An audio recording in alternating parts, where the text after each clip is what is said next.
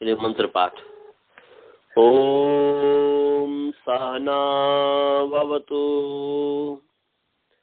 सहनौ भुनक्तु सह वीर्यं करवावहै तेजस्विनावधीतमस्तु मा विद्विषावहै।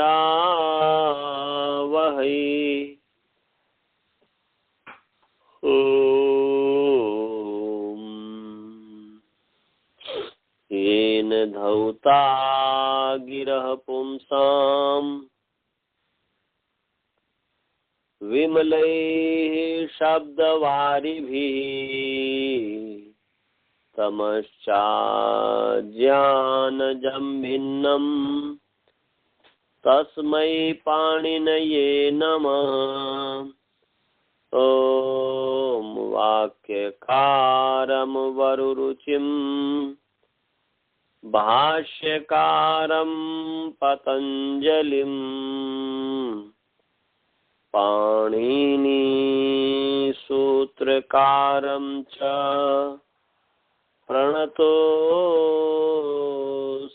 मुनित्रयम्। ॐ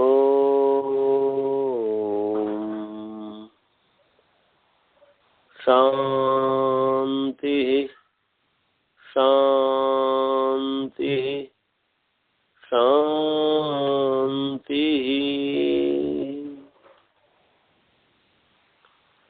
सभी को सादर नमस्ते। आइए आप सभी का जो है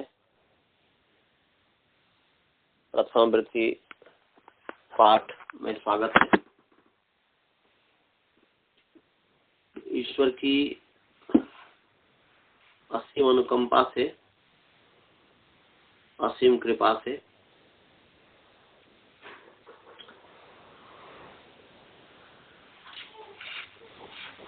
द्वितीय अध्याय तृतीय पाद का जो है अपवर्ग सप्तमी पंचम्य कारक मध्य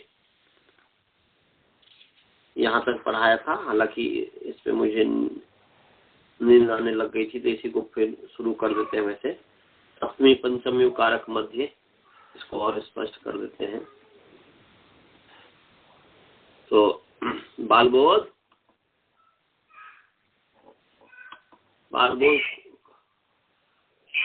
पुस्तक निकाले हो कि नहीं? हाँ, तो चलो सप्तमी पंचम्यो कारक मध्य। सप्तमी पंचम्यो, सप्तमी पंचमी, ईकारांत स्त्रीलिंग सप्तमी पंचमी शब्द प्रथमा विभक्ति द्विवचन है,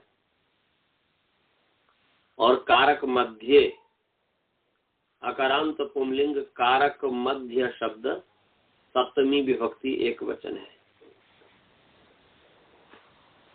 यहाँ पर कारक सप्तमी पंचमी और कारक मध्य दोनों में समास है।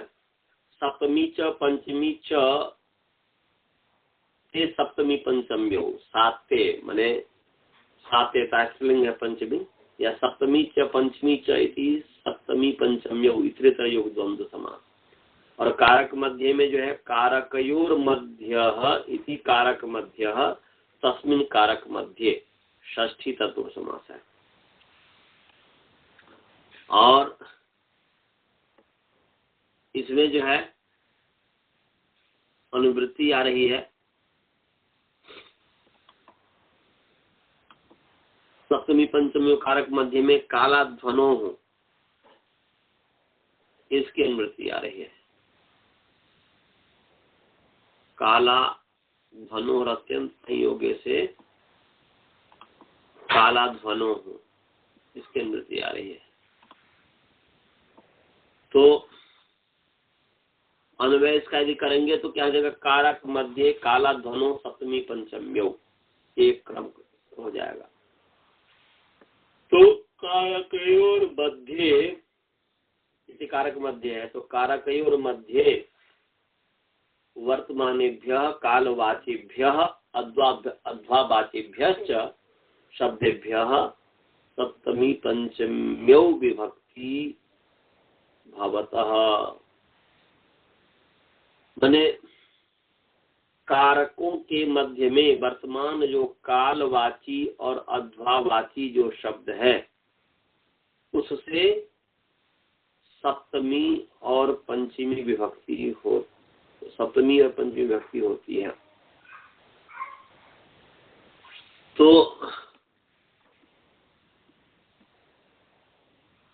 कारकयोर मध्य जो है दो कारकों के बीच में, तो दो कारकों के बीच का मतलब क्या है यहाँ पर जी? दो कारकों के बीच में जो कालवाची और अध्वावाची जो शब्द है उसमें सप्तमी और पंचमी विभक्ति होती है। तो यहाँ पर देखिए उदाहरण जो है कि अद्य देवदत्तो भोक्त्वा द्वहे भोक्ता, तो आज देवदत्त खाकर 2 दिन के पश्चात खाएगा।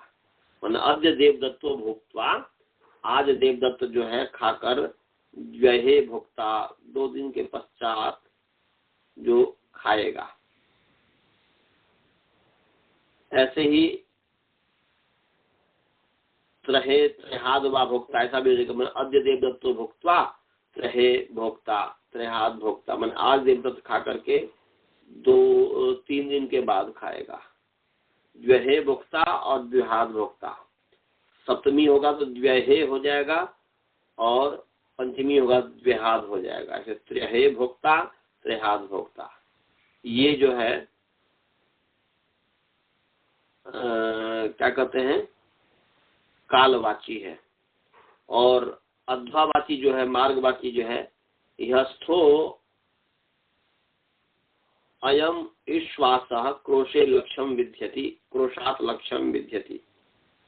तो यस्थो अयम ईश्वासः, यहाँ पर जो है यस्था माने यहाँ पर स्थित, अयम ईश्वासः, यस्थो अयम ईश्वासः, यस्थः अयम ईश्वासः अलग करेंगे तो यहाँ पर स्थित जो यह बाण है, बाण ये ईश्वासः, ईशु कहते हैं बाण को और ईश्वासः कहते हैं बाण चलाने वाला जो है।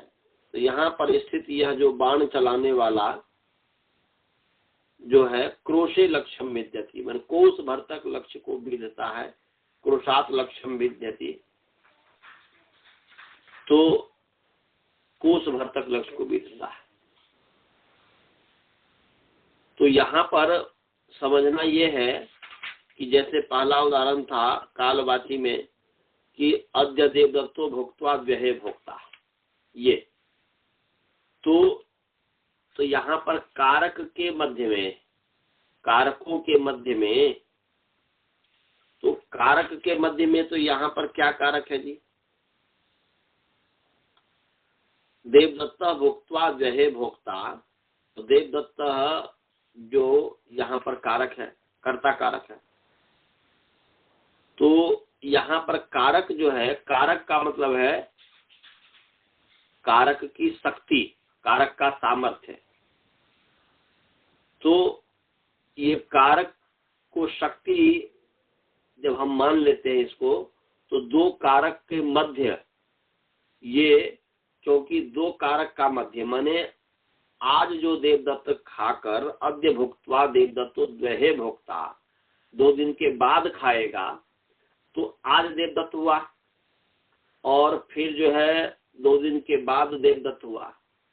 तो यहाँ पर कारक की शक्ति, पहले दिन जो खाने की जो देवदत्त जो है, आज जो है पहला दिन जो आज जो है भोजन क्रिया की जो कर्तृ शक्ति है आज का, और 2 दिन के पश्चात जो भोजन क्रिया की कर्तृ शक्ति है, वो दोनों में भिन्नता है।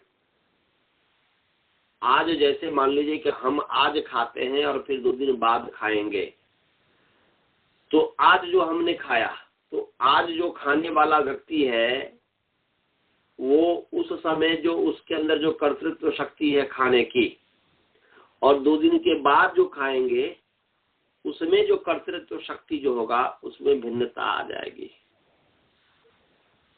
क्यों भिन्नता आ जाएगी जी? भिन्नता इसलिए आ जाएगी कि जैसे उदाहरण के लिए जैसे एक छोटा सा बच्चा, जन्मा हुआ बच्चा है, उससे आपको समझ में आ जाएगा। आज बच्चा जन्म लिया, आज जैसे बच्चे की स्थिति है, वो माँ का दूध पी रहा है, उसको दूध पिलाया जा रहा है, बार बार अभ्यास कराया जा रहा है। तो दूध जो पी रहा है आज का बच्चा, आज का जन्मा हुआ बच्चा, अब 2 दिन के बाद जो दूध पिएगा, उस दोनों, आज जो बच्चा कारक है पीने वाला और 2 दिन बाद जो पीने वाला है, इन दोनों के शक्ति में भेद हो जाएगा कि नहीं होगा जी? अजी द्रोण जी, बने जैसे जैसे बच्चा बढ़ता जाता है वैसे वैसे ही उसमें भिन्नता आती जाती है कि नहीं आती जाती है? तो भिन्नता आती जाती है, इसका मतलब कि पहले दिन जो बच्चा ने दूध पिया, तो दूध पीने का जो कर्ता बच्चा है उसके अंदर जो कर्तृत्व शक्ति है, और 2 दिन के बाद, 10 दिन के बाद, 5 दिन के बाद, 3 दिन के बाद जब भी होगा, वो जो कर्तृत्व शक्ति है दोनों एक ही रहेगा क्या? कर्ता एक ही है। जो आज बच्चा जन्म लिया है वही कल भी होगा, वही परसों भी होगा, परंतु उस शरीर के अंदर जो परिवर्तन होते जा रहा है, उसके ऑर्गन्स के अंदर जो परिवर्तन होते जा रहा है, उस परिवर्तन के कारण उसके शरीर में जो विकास हो रहा है, तो दोनों कर्ता एक होते हुए भी कर्तृत्व शक्ति में दोनों में भिन्नता है। समझ गए? ऐसे ही उसी तरह लाइकवाइज, उसी तरह आज जो देवदत्त ने भोजन किया है और आज जो देवदत्त भोजन किया उसके जो कर्तृत्व शक्ति है, और कल जो भोजन करेगा उसकी जो कर्तृत्व शक्ति है, दोनों में भेद है कि नहीं?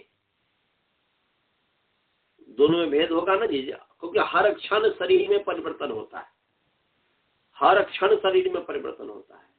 आप देख सकते हैं कि आप या हम जो बचपन में या कुछ एक अवस्था है, उस अवस्था में जितना हम भोजन करते थे, उस अवस्था में जो कुछ भी किया जाता था, इस अवस्था में आकर के नहीं होता है। यदि जबरदस्ती करते भी हैं तो वो शरीर अव्यवस्थित हो जाता है। क्यों? क्योंकि कर्तृत्व की जो शक्ति है, कर्तृत्व कर्ता की जो शक्ति है, कर्तृत्व जो शक्ति है, उसमें भेद है। समझ गए? तो यही यहाँ पर कह रहे हैं कि कारकयोर मध्य, कारक एक ही होगा, परंतु उस कर्तृत्व शक्ति, जो 2 कर्तृत्व शक्ति है, उसके मध्य में जो काल है और अध्वा, कालवाची जो शब्द है और अध्वावाची जो शब्द है, उसमें सप्तमी और पंचमी विभक्ति होती है।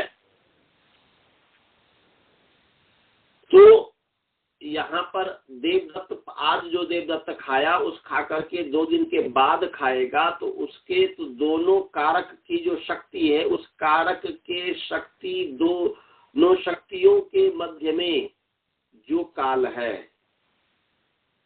तो आज और 2 दिन के बाद, तो इसके बीच में जो काल हुआ, जो टाइम हुआ, 2 कारक जो कर्तृत्व शक्ति हुआ, उसके बीच में जो काल है वह क्या है? 2 दिन है।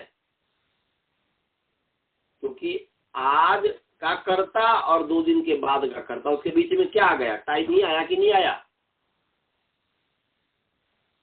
स्वाति जी समझ में आ रहा है? हाँ, मैंने आज का जो कर्ता और कल का जो कर्ता, परसों का कर्ता, जो चौथा रोज का जो कर्ता पर कर्तृत्व शक्ति 2 हो गया, और उस दोनों के बीच में टाइम है, 2 दिन का, 4 दिन का, 10 दिन का, उन दोनों के बीच में टाइम है।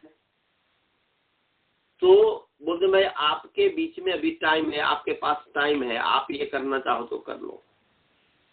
आज जो है आपने परीक्षा दिया, अब इसके पश्चात फिर यदि मान लीजिए या आज आपको रिव्यू करने के लिए दिया गया और परसों परीक्षा होगा, तो कहते हैं कि भाई आपके पास 3 दिन टाइम है, आपके बीच में 3 दिन का समय है, आप जो है तैयारी कर लो। तो आपके बीच में अर्थात आज का जो कर्तृत्व शक्ति है और 3 दिन के बाद जो कर्तृत्व शक्ति होगा परीक्षा देने वाला, उसके बीच में 3 दिन का समय है। इसलिए त्रयात हो जाएगा, त्रयाद या त्रयहे। तो इसी बात को कह रहे हैं कि सप्तमी पंचम्यो कारक मध्य। बालबोध समझ में आ रहा है? बालबोध, हाँ, मैंने कारकयोर मध्य वर्तमानाभ्याम कालाध्वाभ्याम या कालाध्वाभ्याम या कालवाची, क्या बोलते हैं, कारक मध्य कालवाचिभ्य अध्वावाचिभ्य शब्देभ्य सप्तमी पंचम्यौ भवतः विभक्ति भवतः। तो अद्य देव दत्तो भोक्त्वा द्वहे भोक्ता, अद्य देव दत्तो भोक्त्वा द्विहाद भोक्ता, ये हो गया। ऐसे त्रये त्रयाद भाव हो जाएगा। और अध्व का है, देखिए, इहस्थो अयम विश्वास क्रोशे लक्ष्यम विद्यति। अब यहाँ पर इसको समझिए। तो इहस्थो अयम विश्वास क्रोशे लक्ष्यम विद्यति, तो यहाँ पर विद्यति क्रिया का जो कर्ता है वो है विश्वास, माने बाण छोड़ने वाला, और लक्ष्य बीज रहा है तो लक्ष्य हो गया कर्म। तो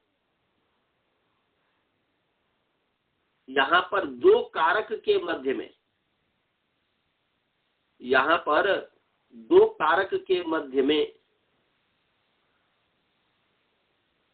जो अध्वावाची है, 2 कारक के मध्य में जो अध्वावाची है उसमें सप्तमी और पंचमी होती है। तो एक हो गया विश्वास, दूसरा हो गया लक्ष्यम। यहाँ पर अलग अलग है, यहाँ पर एक कर्म है और एक कर्ता है। तो एक हो गया क्रोश अध्वा, माने जो क्रोश जो अध्वा, क्रोश जो शब्द है, ये अध्वावाची जो शब्द है क्रोश, एक कोश, वो कर्ता एवं जो लक्ष्य कर्म है इसके मध्य में, अतः यहाँ पर क्रोश शब्द में सप्तमी और पंचमी हो गई है। इसलिए है कि यहाँ पर यहस्थो अयम विश्वास क्रोशे लक्ष्यम विद्यति, यहस्थो अयम विश्वास क्रोशात लक्ष्यम विद्यति। तो यहाँ पर सीधे 2 कारक के मध्य में है, तो इसमें कोई शंका ही नहीं है। परंतु वहां पर शंका थी, वहां पर समझना था, तो हमने बता दिया कि इसको इस रूप में लिया जाएगा। था इसका कारक के मध्य, तो 2 कारक के मध्य में और एक कर्तृत्व शक्ति के कारण उसमें आज का जो कर्ता और कल का जो कर्ता है, परसों कर्ता में भेद दर्शा करके वो कर दिया। समझ गया जी?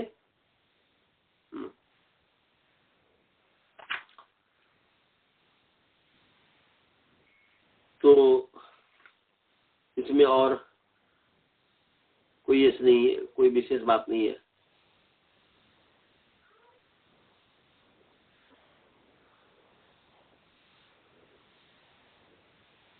तो यहाँ पर एक चीज बात कर रहे हैं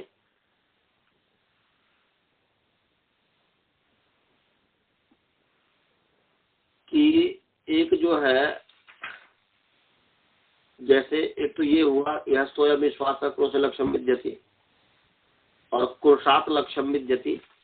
तो यहाँ पर जो है लक्ष्य जो कर्म है, लक्ष्य जो कर्म है, तो लक्ष्य कर्म है और क्रोश जो है वो अध्वावाची है। और यहाँ पर जो बाण छोड़ने वाला कोस भर लक्ष्य को भेदता है। तो जहां से भेदता है, जहां से भेदता है वो अपादान हो गया। यहाँ पर अपादान छिपा हुआ है कि जहां से भेदता है, जहां से शुरू करता है, तो वहां जो है लक्षण तो कर्म है ही और दूसरा अपादान कारक है, अपादान कारक है। ईश्वास करता है ठीक है, परंतु ईश्वास माने बाण छोड़ने वाला, अपने घर से स्वगृहात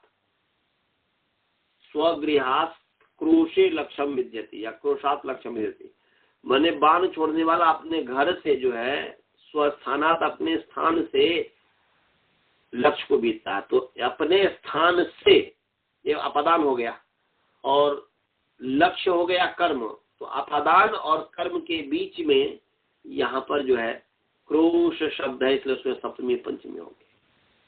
समझ गया जी? इस तरीके से भी इसको हम समझ सकते हैं। अब आगे है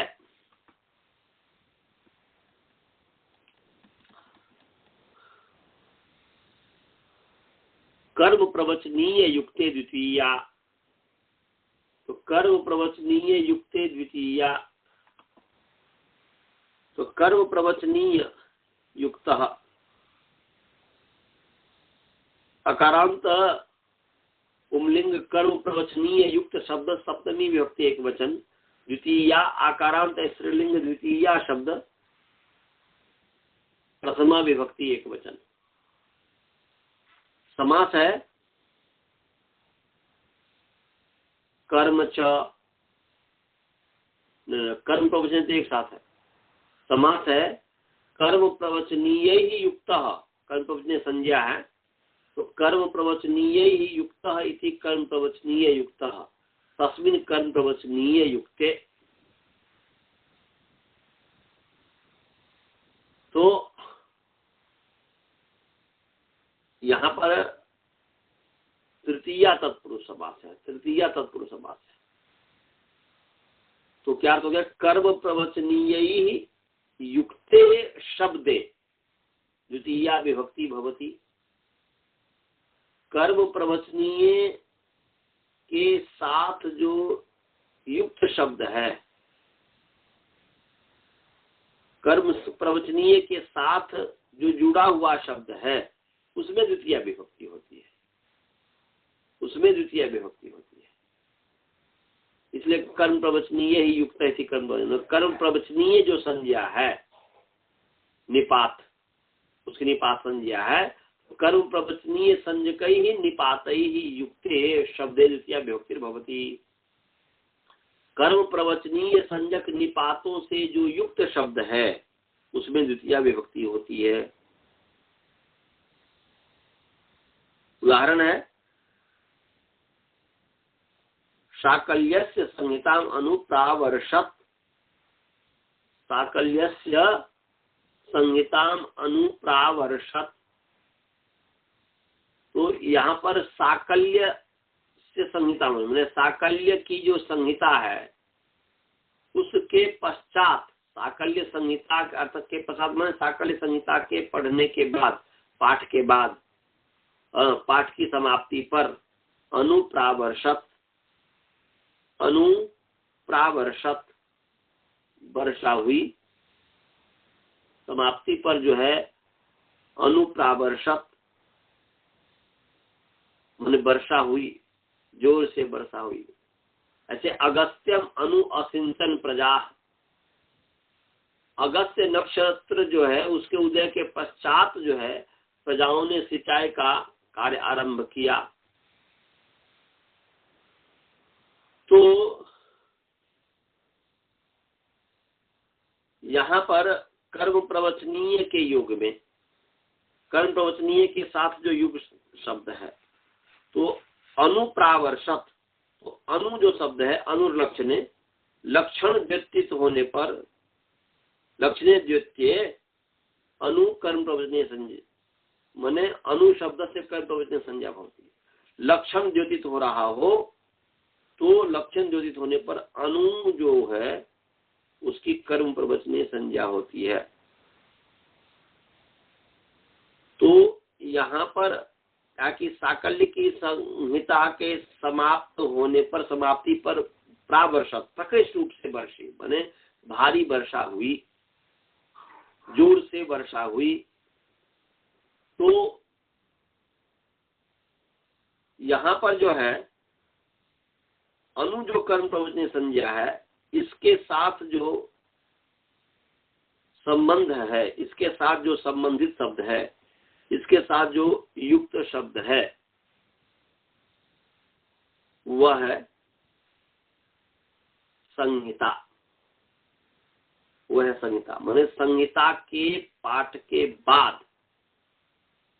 तो संहिता के पाठ के बाद बारिश हुई, जोर से बारिश हुई। तो यहाँ पर संहिता के पाठ के बाद, किसके पाठ के बाद? तो संहिता के पाठ के बाद।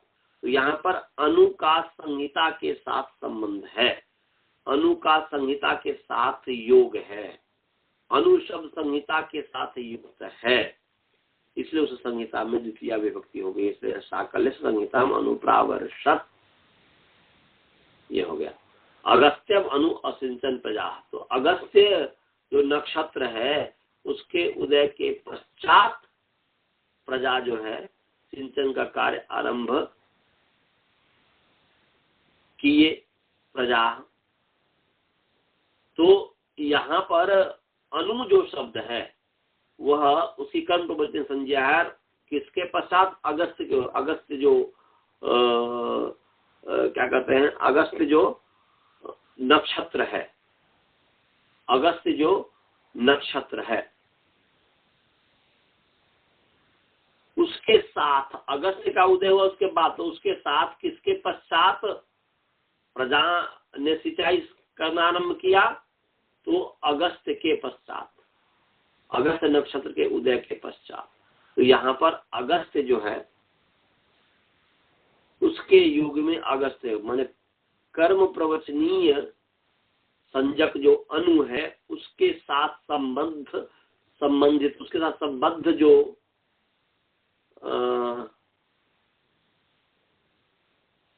उसके साथ संबद्ध जो यहाँ पर अगस्त्य है उसमें द्वितीय विभक्ति हो गई है। समझ गया जी? अब आगे, यस्माद अधिकम यस चेश्वर वचनम, यस्माद अधिकम यस चेश्वर वचनम तत्र सप्तमी। तो यस्माद अधिकम, यस्मात् सर्वनाम नपुंसकलिंग यत् पंचमी व्यक्ति एक वचन है, अधिकम अकारांत नपुंसकलिंग अधिक प्रथम एक वचन है, यस्य सर्वनाम पुंलिंग या नपुंसकलिंग यत् षष्ठी एक वचन है, च अव्यपद है, ईश्वर वचनम अकारांत नपुंसकलिंग ईश्वर वचन शब्द प्रथम एक वचन है, तत्र जो है अव्यपद है, और सप्तमी इकारांत स्त्रीलिंग सप्तमी शब्द प्रथमा विभक्ति एक वचन है। ईश्वर वचनम में समास है, ईश्वर से वचनम ईश्वर वचनम षष्ठी तत्पुरुष समास है। ऊपर से कर्म प्रवचनीय युक्ते द्वितीया, कर्म प्रवचनीय युक्ते द्वितीया, इसकी अनुवृत्ति आ रही है। तो क्या करो, यस्मात्, यस्मात्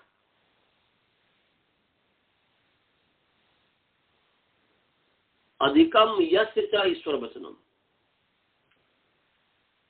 तो तत्र है वहां पर, तत्र तो यत्र तत्र, यत तत् का नहीं संबंध होता, इसलिए यत्र का अध्याहार कर लीजिए तत्र के कारण। तो यत्र यत्र यद यस्माद अधिकम, अत्र यद यस्माद अधिकम यस्य च ईश्वर वचनम तत्र,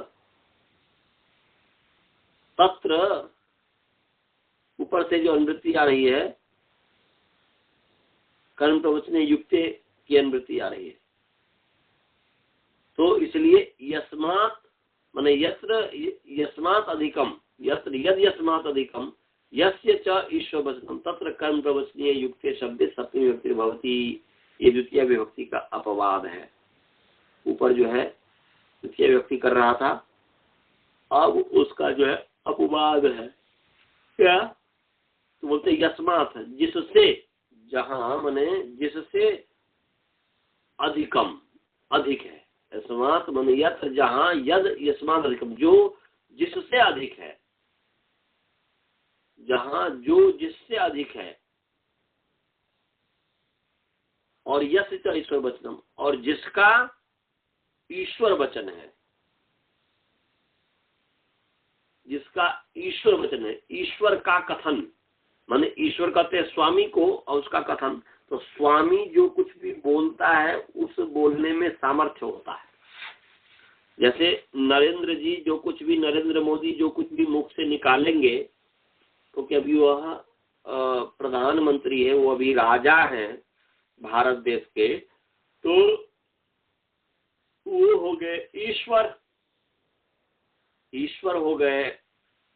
क्या कहते हैं कि नरेंद्र मोदी जी, ईश्वर का मतलब यहाँ पर ये नहीं समझिएगा कि परम पिता परम सृष्टि को बनाने वाला। ईश्वर का मतलब ऐश्वर्यशाली। तो ईश्वर जो है सामर्थ्यवान होता है, तो जैसे परमात्मा सामर्थ्यवान है, ऐसे ही प्रधानमंत्री भी नरेंद्र मोदी सामर्थ्यवान है। और उस सामर्थ्यवान का जो वचन होगा, कथन जो होगा, सामर्थ्यवान का जो कथन होगा वह भी समर्थ होगा। उस कथन में भी, उस वचन में भी सामर्थ्य होगा। इसलिए ईश्वर वचन का मतलब हुआ सामर्थ्य। ईश्वर वचन का क्या अर्थ हुआ जी? सामर्थ्य। तो यहाँ पर जिससे अधिक और जिसका ईश्वर वचन सामर्थ्य, वहां कर्म प्रवचनीय के योग में सप्तमी विभक्ति होती है। कर्म प्रवचनीय योगे सप्तमी विभक्ति भवती। कर्म प्रवचनीय संज्ञक के योग में उसके साथ जो संबद्ध जो शब्द है उसमें सप्तमी विभक्ति होती है। जैसे उदाहरण के लिए उपखार्याम द्रोणः, उपनिष्के कार्षापणम,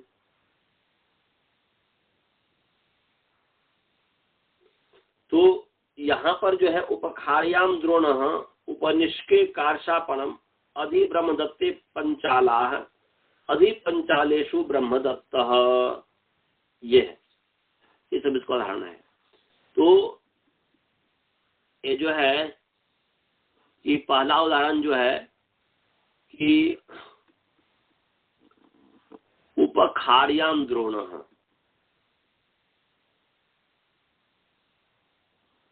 तो उपखार्याम द्रोणः, उपखार्याम में सप्तमी है, बोल रहे हैं कि जिससे अधिक है,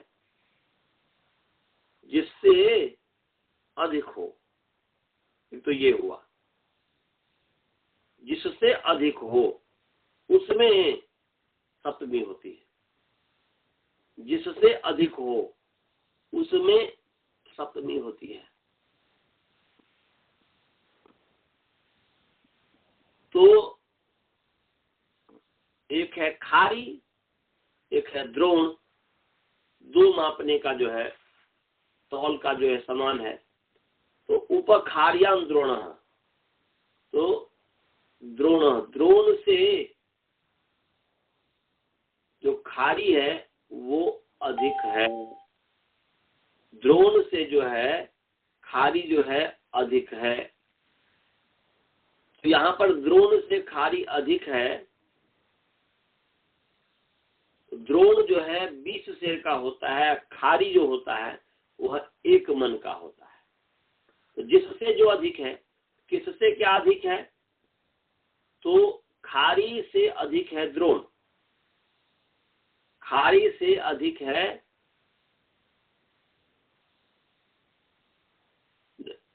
नहीं सॉरी, द्रोण से अधिक है खारी, ऐसा है। खारी क्योंकि 1 मन होता है, द्रोण जो है 20 सेर होता है, तो द्रोण से अधिक है खारी। तो यहाँ पर जो हमने कहा था कि जिससे अधिक है, वहां कर्म प्रवचनीय संज्ञक निपात के योग में युक्त जो शब्द है उसमें सप्तमी विभक्ति होगी। यहाँ द्रोण से खारी अधिक वचन है, यस्मात् अधिकम, जिससे अधिक है। तो यहाँ पर द्रोण से अधिक है, तो जिससे अधिक है जो, जिससे अधिक है जो, उसमें, जिससे अधिक है जो उसमें सप्तमी होती है। तो यहाँ पर जो उपखार्याम द्रोण है, तो द्रोण से अधिक है खारी, द्रोण से अधिक है खारी, इसलिए खारी शब्द में जो है यहाँ पर सप्तमी विभक्ति हुई है। और उप जो है कर्म प्रवचनीय संज्ञा उप के, तो उसके साथ युक्त जो उप के साथ युक्त शब्द है खारी, उसमें सप्तमी हो गई है। समझ गया जी? उपखार्याम द्रोण, यहाँ पर उपोदि के जो सूत्र है उससे उप की निपात संज्ञा हुई है। अधिक अर्थ में जो उप है उसकी निपात संज्ञा हुई है। तो उपखार्याम द्रोण, उपनिष्के कार्षापणम, कार्षापण से अधिक उपनिष्क है। तो उपनिष्के कार्षापणम, तो कार्षापण जो है उपनिष्के कार्षापणम,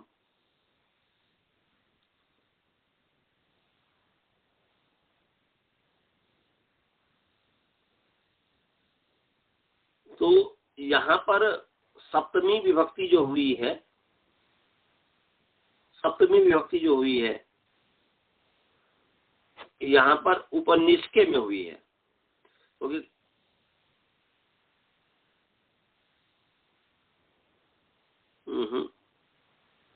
गलती, यस्मा जिससे अधिक है, और जिसका सामर्थ्य वचन, जिसका सामर्थ्य है, तो जिससे अधिक है। तो यहाँ पर कहा गया है, हालांकि मैंने उल्टा आपको बता दिया, उल्टा बता दिया हूं मैं, कि आपको हमने बताया कि जो है खारी से द्रोण, द्रोण से खारी अधिक है, यही ये बताया था ना जी? द्रोण से, हाँ सर, नहीं उल्टा हमने बता दिया। बोला देखिए खारी से द्रोण अधिक है, तो जिससे अधिक है, तो यहाँ पर खारी से अधिक है, तो उसमें सप्तमी हो गई है, खारियाम द्रोण। उपनिष्के कार्षापणम, तो निष्क से अधिक कार्षापण है, निष्क से अधिक कार्षापण है। तो यहाँ पर जिससे अधिक है, निष्क से, इसलिए उसमें सप्तमी हो गई है। अधि ब्रह्मदत्ते पंचाला, अधि ब्रह्मदत्ते पंचाला, यहाँ पर भी अधि जो है ईश्वर से अधिक की निपात कर्म प्रवचन संज्ञा हुई है, निपात संज्ञा कर्म प्रवचन संज्ञा। तो अर्थ हो गया कि ब्रह्मदत्त, अधि ब्रह्मदत्ते पंचाला, तो ब्रह्मदत्त का सामर्थ्य,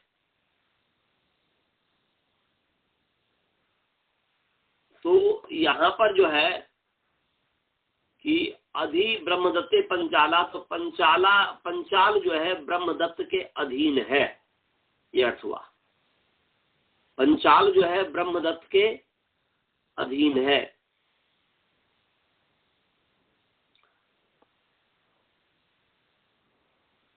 तो यस्य च ईश्वर वचनम, जिसका जो ईश्वर वचन है, जिसका जो ईश्वर वचन है, जिसका ईश्वर वचन में सामर्थ्य है, उसमें उस कर्म प्रवचनीय संज्ञा के योग में जो है सप्तमी विभक्ति होती है।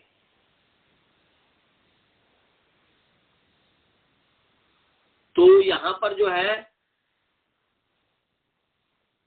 ब्रह्मदत्त के अधीन जो है पंचाल है, क्योंकि ब्रह्मदत्त स्वामी है और पंचाल जो उसका स्व है।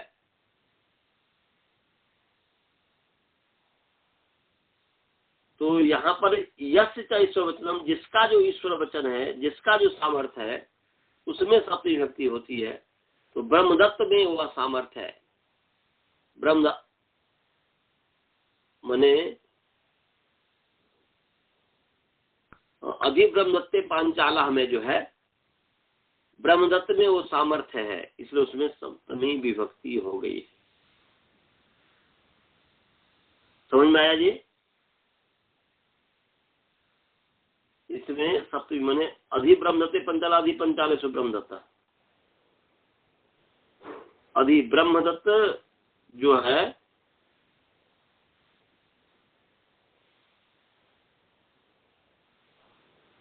ब्रह्मदत्त जो है उस ब्रह्मदत्त के अधीन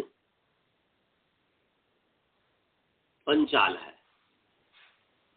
तो ईश्वर वचन हो गया यहाँ पर। ब्रह्मदत्त के अधीन पंचाल प्रदेश है, अधि पंचालेषु ब्रह्मदत्त, उसका भी ऐसे ही अर्थ है कि ब्रह्मदत्त के अधीन जो है ये पंचाल है।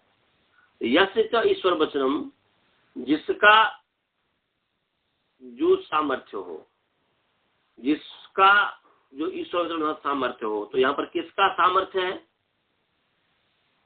ब्रह्मदत्त का सामर्थ्य है उस पंचाल को अधिकार करने में। तो इसलिए ईश्वर हो गया ब्रह्मदत्त। तो ईश्वर माने स्वामी, स्वामी हो गया ब्रह्मदत्त और उसके अधीन में है पंचाल। इसमें जो है ब्रह्मदत्त में सप्तमी विभक्ति हो गई है, पंचालेश्वर में भी सप्तमी विभक्ति हो गई है। समझ गया जी? हाँ सर। इसमें कोई शंका तो नहीं है? वही थोड़ा सा वही था कि वो अधि उसमें लगा तो उसके ऊपर पंचाल का होना चाहिए था क्या? अधीन हुआ ना, अधि का मतलब अधीन हुआ ना। हाँ हाँ हाँ। और अधि की जो है कर्म माने ब्रह्मदत्त के अधीन पंचाल है। तो अधि माने अधीन, अधि माने अधीन, ब्रह्मदत्त के दस्य च ईश्वर वचनम, किसका ईश्वर वचन है, किसका सामर्थ्य है पंचाल के प्रति? ब्रह्मदत्त। ब्रह्मदत्त के है ना, इसलिए ब्रह्म के पंचमी विभक्ति, सप्तमी विभक्ति हो गई है। अधि ब्रह्मदत्त के पंचाला है ब्रह्म। तो उस पंचाल का वह ईश्वर है, स्वामी है। हाँ। और फिर अधि दूसरा जो उदाहरण है, दूसरा उदाहरण है, दूसरा उदाहरण क्या है? उसको इसको बदल करके देख, इसमें जो उदाहरण दें तो अधि पंचालेषु ब्रह्मदत्त, पहले ब्रह्मदत्त के अधीन था और अब यहाँ पर जो है अधि पंचालेषु ब्रह्मदत्त, पंचाल में जो है सप्तमी कर दिया। तो वहां पर अधि का संबंध जो है माने पंचालों में ब्रह्मदत्त ईश्वर है। मतलब पंचाल जो है ब्रह्मदत्त, पंचालों में ब्रह्मदत्त जो है ईश्वर है। तो यहाँ पर स्वस्वामी संबंध है। पंचाल हो गया, पंचाल हो गया स्व, और ब्रह्मदत्त हो गया स्वामी। तो यहाँ पर जो कहा कि यस्य च ईश्वर वचनम, जिसके ईश्वर होने का कथन, ईश्वर माने सामर्थ्यवान, सामर्थ्यवान होने का कथन। तो पहले ब्रह्मदत्त में सामर्थ्यवान था दिखाया, अब जो है पंचालों में जो है ब्रह्मदत्त अधि है, पंचाल जो है ब्रह्मदत्त के अधीन है। तो पंचालों में ब्रह्मदत्त अधि है माने ईश्वर है। तो यहाँ पर स्व और स्वामी दोनों में क्रमशः सप्तमी विभक्ति हो गई है। इसलिए यस्मात् अधिकम यस्य च ईश्वर वचनम, ये यहाँ पर सप्तमी विभक्ति हुई। समझ गया जी? हाँ सर। और दोनों तरीके से क्रमशः हो जाएगा।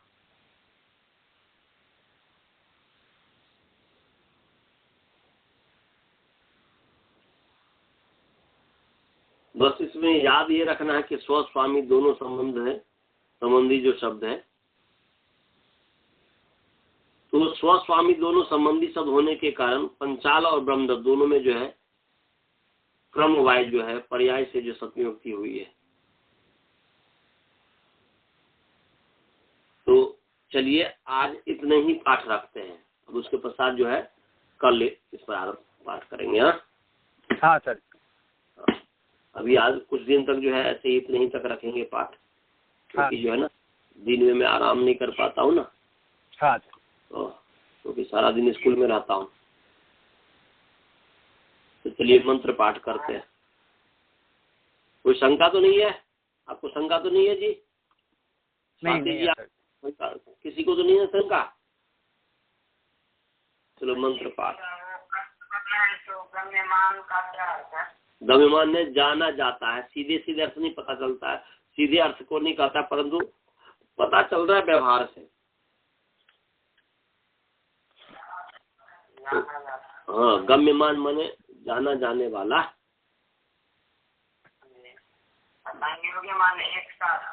संयोगे माने युक्त, और कुछ शंका? चलिए मंत्र पाठ करते हैं। ओम पूर्णमदः पूर्णमिदं पूर्णात् पूर्णमुदच्यते पूर्णस्य पूर्णमादाय पूर्णमेवावशिष्यते। ओम शांति शांति शांति। चलिए जी, नमस्ते आचार्य। नमस्ते जी।